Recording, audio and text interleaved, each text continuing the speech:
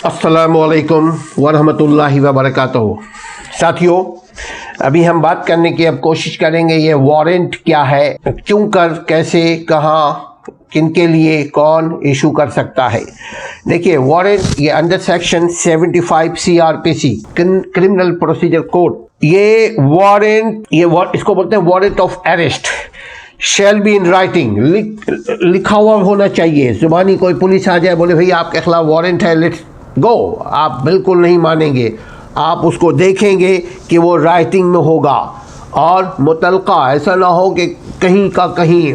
इसीलिए नॉलेज को स्प्रेड करने की कोशिश कर रहे हैं कि अगर कहीं से किसी का कोई आप देखें कि वारंट आ रहा है तो आप देखें कि सबसे पहले वो वारंट होना, उसमें लिखत में होना चाहिए, उसमें स्टैंप लगा हुआ, सील लगा हुआ होना चाहिए, उसमें मजिस्ट्रेट का, इलाका जज, इनका स्टैंप भी हो, सिग्नेचर भी हो एंड डेट भी हो।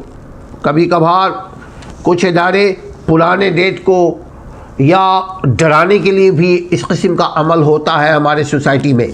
तो इन चीज़ों का ध्यान रखिएगा कि वो वारंट अगर कोई लेकर आ रहा है किसी के पास तो ऐसा ना हो कि सम्मन लेकर आ रहा है उसको वारंट समझे, और नोटिस लेकर आ रहा है उसको बोल दिया जी कि वारंट है और हमें कुछ खिलाओ पिलाओ। पर आम तौर पे ऐसा होता है कि वो सम्मन को दिखा दिया, कोई कोर्ट के नोटिस को दिखा दिया, कोर्ट के हाजिरी को दिखा दिया, और नाम उसमें मौजूद होता है, एड्रेस भी होता है, तो उसको दिखा करके तो वो अपना पैसा वैसा मतलब खुलकर बोलना पड़ता है ताकि आप होशियार रहे, ताकि आप से पैसा ले आपको या आप पर एहसान करे। कभी कभार एहसान के लिए कि जी चौधरी साहब देखिए जी हम आपके ऊपर एहसान कर रहे हैं, वारंट है, हम इसको दबा देते हैं। वारंट को कोई पुलिस माई का लाल दबा नहीं सकता, चूँकि पुलिस को ऑर्डर दिया जाता है। कौन ऑर्डर देता है? जज, मजिस्ट्रेट या हुक्काम बाला। इस बात का ख्याल रखें कि उसमें सील हो,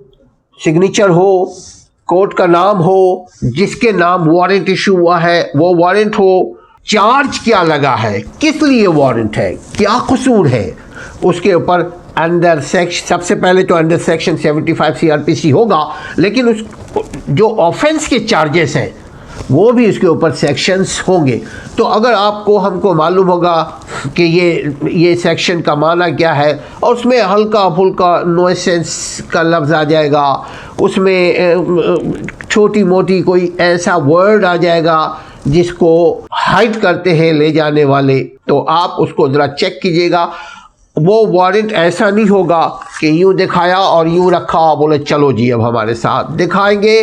आपको, आपका हक है, उसका फ़र्ज़ है कि वो आपको दे और आप उसको देख कर पढ़े, फिर आप फैसला करें कि वो वारंट है या सम्मन है या नोटिफिकेशन है या अदालत का कोई लेटर है।